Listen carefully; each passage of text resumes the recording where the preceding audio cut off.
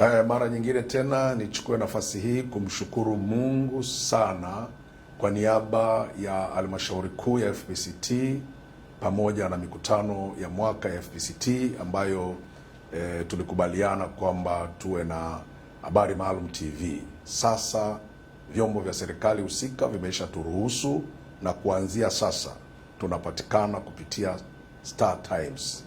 Tunaonekana kwa majaribio kwa muda wa kipindi kama cha mwezi mmoja.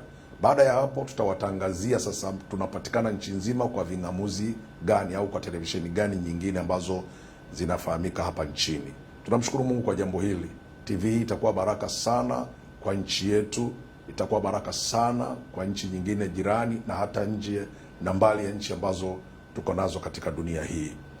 Mungu atubariki sana, akuwabariki ndugu ambao unanisikiliza. Kwa niaba, narudia tena, ya kanisa letu la FPCT, nachukua nafasi hii kuwatangazia tumeisha kubaliwa na tuko hewani. Tunamshukuru Mungu kwa hilo. Tuendelee kumwomba Mungu ili kazi ifanikiwe kwa ufanisi. Tufanye kwa ufanisi kumuinua, kumtukuza Yesu Kristo, Bwana na Mwokozi wa maisha yetu.